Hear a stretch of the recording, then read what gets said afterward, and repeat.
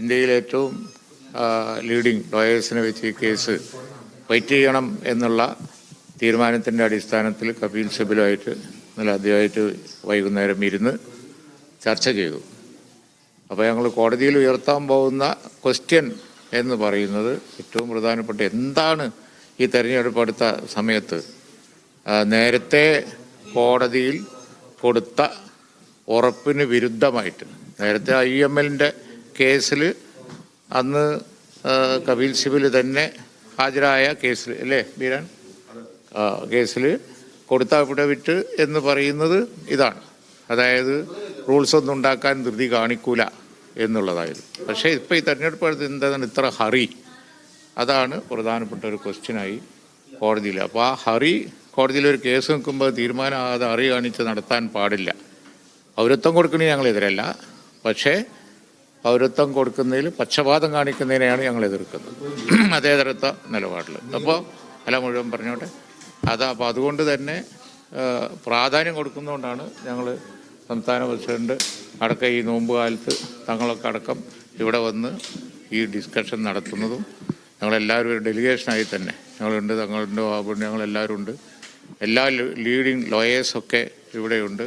കേരളത്തിൽ നിന്നുള്ള ഞങ്ങളെ മുഴുവൻ ലോയേഴ്സ് നിങ്ങൾക്ക് അറിയാലോ, എല്ലാവരും ഉണ്ട്. ഇപ്പോൾ സുപ്രീം കോടതിയിൽ ഒരു അറേ ഓഫ് ലോയേഴ്സ് ഉണ്ട്. അതേപോലെ തന്നെ ശ്രീ കപിൽ സിബലിൻ്റെ നേതൃത്വത്തിലുണ്ട്. തങ്ങളും കൂടി പറഞ്ഞിട്ട് നിങ്ങൾ ചോദിച്ചോ. ഒരു സ്പീക്ക് ഇൻ ഇംഗ്ലീഷിലേക്ക്.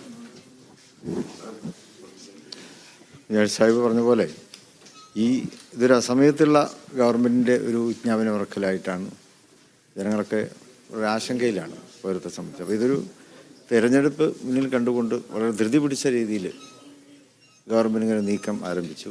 അപ്പോൾ അതിന് വളരെ ശക്തമായ പ്രതിഷേധം. മുസ്ലിം ലീഗ് നേരത്തെ തന്നെ ഈ കേസുമായിട്ട് മുന്നോട്ട് പോവുകയാണ്.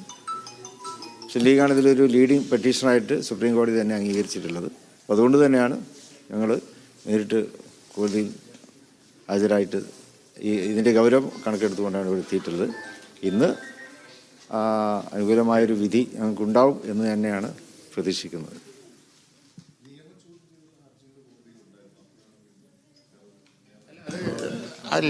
ആദ്യം തന്നെ ഈ കേസ് കോടതിയിൽ കൊണ്ടുവന്ന് അതിൻ്റെ ലീഡിസ്റ്റ് നല്ല പെറ്റീഷൻ എന്നുള്ള നിലക്ക് ഞങ്ങൾ സീരിയസ് ആയിട്ട് വന്നതുകൊണ്ടാണ് കോടതി ഞങ്ങളുടെ കേസ് ലീഡ് കേസാക്കി എടുത്തത്. ബാക്കി എല്ലാവരും അതിൽ ജോയിൻ ചെയ്യാനാണ് പറഞ്ഞിരിക്കണത്. ഏത് കേസാണെങ്കിലും ഗവൺമെൻറ് അടക്കലും ബാക്കി എല്ലാവരും അതിൽ ജോയിൻ ചെയ്യേണ്ടി വരും. അതായിരിക്കും അല്ലേ ലീഡ് കേസ് നമ്മളുടെയാണ്. ഈ പൗരത്വ പ്രതിഷേധത്തിൽ പങ്കെടുത്തവരുടെ കേസുകൾ പിൻവലിക്കാൻ സർക്കാർ തീരുമാനിച്ചിട്ടുണ്ട്. അത് ടു ലേറ്റ്. ഇപ്പോൾ ഇലക്ഷൻ പ്രഖ്യാപിച്ച് നോട്ടിഫിക്കേഷൻ വന്നില്ലേ. ഇനി അതൊക്കെ ഒരു പ്രചരണത്തിന് പറയാമെന്നല്ലാതെ കോടതിയിലൊക്കെ ഏതോ സ്റ്റേജിലെത്തിയ കേസ് ഇലക്ഷൻ നോട്ടിഫിക്കേഷനൊക്കെ വന്നതിന് ശേഷം എങ്ങനെ പിൻവലിക്കാനാണ്? അതൊക്കെ അതൊക്കെ നേരത്തെ പിൻവലിക്കാമായിരുന്നല്ലോ. അതല്ല നമുക്കിപ്പോൾ ഇന്നിപ്പോൾ ഈ പെറ്റീഷൻ്റെ ഞങ്ങളിന്നിപ്പോൾ LDF UDF ഡിസ്കസ് ചെയ്യാനല്ല. LDF UDF ഡിസ്കസ് ചെയ്യാനല്ല. ഞങ്ങളിന്ന് വളരെ സീരിയസ് ആയിട്ട് ഇന്ന് സുപ്രീം കോടതിയിലുള്ള പൗരത്വ കേസിനെ സംബന്ധിച്ച് ആത്മാർത്ഥമായി IUMൽ ഫൈറ്റ് ചെയ്യാണ്. അതിൻ്റെ സംസ്ഥാന പ്രസിഡന്റ് അടക്കം ഞങ്ങൾ അഖിലേന്ത്യാ ഭാരവാഹികളടക്കമൊക്കെ ഡൽഹിയിലുള്ളത്. അത് ഡിസ്കസ് ചെയ്യാണ്. We don't want to confine, you asked English question, we don't want to confine it to only a Kerala issue. Sir, petition, about the petition, sir. Yeah, what is it? League നേതാക്കൾ മാധ്യമങ്ങളെ കാണുകയായിരുന്നു. പ്രധാനമായിട്ടും ഇന്ന് CAക്കെതിരായിട്ടുള്ള ഹർജികൾ supreme കോടതി പരിഗണിക്കുന്നുണ്ട്. മുസ്ലിം league നൽകിയ ഹർജികളടക്കം 250-ലേറെ ഹർജികളുണ്ട്. അതൊക്കെ ഇന്ന് കോടതി പരിഗണിക്കുകയാണ്.